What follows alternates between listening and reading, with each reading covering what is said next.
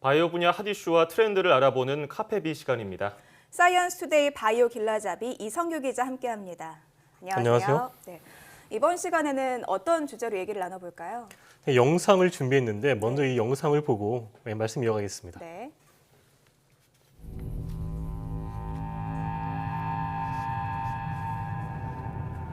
Stephen Strange.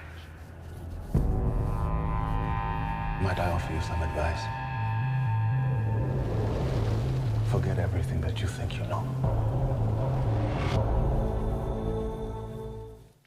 이 영화 보셨나요? 예, 봤습니다. 정말 재밌게 봤는데요. 예. 이 영화를 보면 이제 그 유명한 외과 의사였던 주인공이 불의의 사고로 손을 다치면서 이제 절망에 빠지잖아요. 네. 그렇죠. 그러다가 신비한 능력을 얻어가지고 이제 슈퍼 히어로로 탄생하는 뭐 이제 그런 내용의 영화였는데 예. 만약에 과학기술의 힘으로 이 사람이 손을 멀쩡하게 고쳤다면 어떻게 됐을까요? 예. 그러면 뭐 닥터 스트레인지는 등장하지 못했을 것이고 그렇겠죠. 그냥 아마도. 뭐 거만한 외과 의사가 우울하게 술만 마시다가 그냥 생을 마감하는 그 정도였을 텐데, 근데 실제로 이 망가진 손을 다시 고쳐내는 것이 가능할까요? 이 손상된 어떤 신체 일부를 뭐 세포나 신체 일부를 우리가 재생할 수 있다면 뭐 네. 불가능한 것만도 아닐 텐데요. 우리 몸속에 이렇게 손상된 신체 세포를 재생하는 그런 능력을 가진 세포가 존재합니다. 줄기에서 이렇게 가지가 뻗어 나가듯이 인간의 모든 세포를 분화할 수 있는 줄기세포인 거죠. 네, 줄기세포 모르시는 분은 아마 안 계실 것 같아요. 이게 그 생명공학 분야에서 굉장히 좀 뜨거운 화두로 오랫동안 있었고 저희도 뉴스를 여러 차례 전해드렸던 기억이 나는데, 근데 이 줄기세포 하면 종류가 좀 다양하더라고요. 뭐 배아줄기세포도 있고 성체 줄기세포도 있고 여러 가지가 있는데 어떤 건지 좀 개념 설명이 필요할 것 같습니다. 이 배아줄기 세포는 이제 인체의 모든 세포를 분화할 수 있는 능력은 굉장히 탁월하지만은 네. 이 사람의 난자를 이용한다는 점에서 이제 윤리적인 문제가 있습니다. 이 반면에 성체 줄기세포는 이미 분할을 마친 이제 성체의 줄기세포를 이용한다는 점에서 배아줄기세포 같은 윤리적인 문제는 없지만 좀 분화 능력이 다소 떨어진다는 그런 한계가 있습니다. 그렇지만 이건 윤리적인 논란이 없기 때문에 상용화까지 성공을 했고요. 예. 현재 국내에는 이 골관절염 치료제와 루게릭병 치료제 등 모두 4종의 줄기세포 치료제가 나와 있는데 이들 줄기세포 치료제는 모두 성체 줄기세포입니다. 이 배아 줄기세포는 앞서 설명했지만 이 윤리적인 논란으로 연구에 제한이 있어서 좀 극히 일부만 진행이 되고 있는데요. 네. 이 노인 실명을 유발하는 것으로 알려진 환방병선증 임상시험이 미국에서 진행 중에 있고요. 최근 줄기세포 연구는 이 배아 줄기세포와 이 성체 줄기세포의 좋은 점만을 모은 유도만능 줄기세포에 집중되고 있습니다. 예. 마지막에 말씀하신 유도만능 줄기세포는 지난 2012년이었죠. 네. 노벨상 생리의학상에 선정되면서 화제를 불러오기도 했는데, 이건 어떤 것인가요? 그러니까 유도만능 줄기세포는 말 그대로 이 세포가 모든 세포를 분할할 수 있는 어떤 그 만능성을 유도했다. 이런 의미거든요. 아. 그래서 이제 유도만능 줄기세포다 이렇게 얘기를 하는 건데, 이제 방법은 의외로 간단합니다. 이 사람의 피부 세포를 일단 채취를 하고요. 이 피부 세포에다가 우리가 역분화 인자라고 하는 특별한 물질을 주입을 해줍니다. 그러면 이 피부 세포가 이 배아 줄기세포와 같은 단계로 되돌아간다는 거죠. 그래서 이걸 역분화 줄기세포라고도 부르는데요. 성인의 이 피부 세포를 이용하기 때문에 이 배아 줄기세포처럼 난자를 이용하지 않잖아요. 그래서 윤리적인 논란이 없어요. 이 예. 유도만능 줄기세포는. 그리고 배아 줄기세포와 같은 상태로 되돌아간다 그랬잖아요. 그럼 배아 줄기세포와 같은 뛰어난 분화 능력도 가지고 있는 거죠. 여담이지만은 이 유도만능 줄기세포를 연구한 이 과학자들은 연구 논문을 발표한 지 6년 만에 노벨상을 받았어요. 보통 이 노벨상을 받으려면 자기가 첫 연구 논문을 발표한 지 한 30년, 40년 지나거든요. 그러니까요. 이 노벨위원회가 이 연구 성과를 얼마나 높게 평가했는지 우리가 가늠할 수 있는 거죠. 네, 유도만능 줄기세포와 관련된 연구에 과학계가 굉장히 주목하고 인정하고 있다 이런 내용인데, 말씀하신 것처럼 만능 줄기세포잖아요. 그러면 활용 범위도 굉장히 좀 다양할 것 같은데 어떤 연구에 활용이 될까요? 이 다양한 분야에서 이게 강력한 이제 툴로 사용되고 있는데요. 네. 이를테면 뭐 신경세포라든지 뭐 근육세포라든지 우리가 원하는 세포로 이걸 분화시키는 데 응용이 되고 있습니다.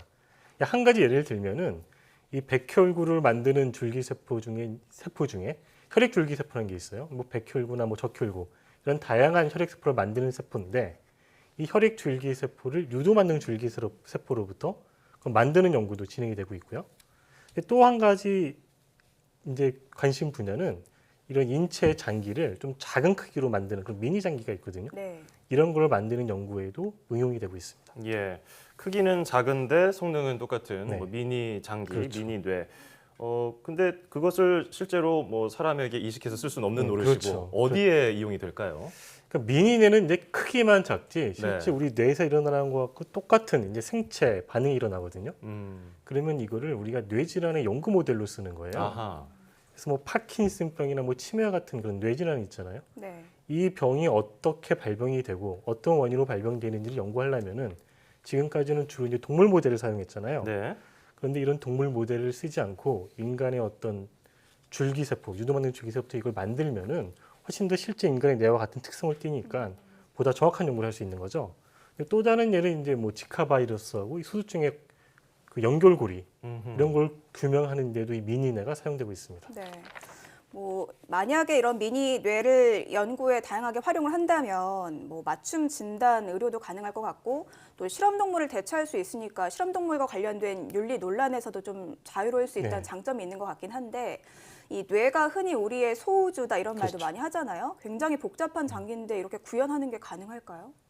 그러니까 이 미니뇌가 가능해진 거는 이 줄기세포를 배양하는 방식이 약간 좀 획기적으로 개선이 돼서 그런 건데요. 네. 우리가 이제 이런 거를 3차원 배양이라고 말하거든요.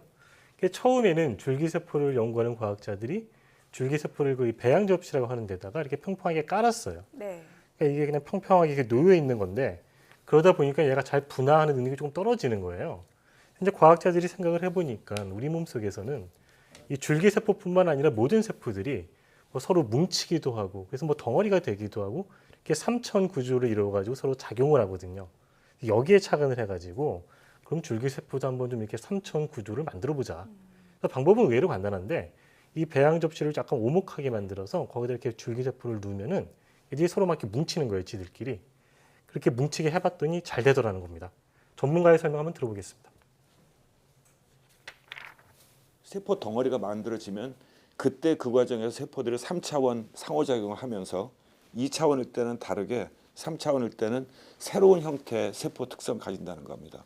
원래 자기가 가지고 있던 줄기세포의 특성이 더 잘 나타난다는 겁니다.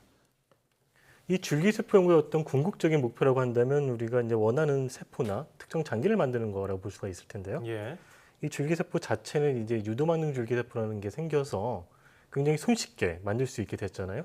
그럼 이제 과학자들이 그 다음 단계를 생각하는 건 뭐냐면은 이 세포를 가지고 우리가 원하는 세포나 장기를 어떻게 더 효율적으로 분할을 시키느냐. 예를 들면 뭐 유도만능 줄기세포 하나를 10개에서 하나를 만드느냐, 뭐 2개를 만드냐 이런 거죠.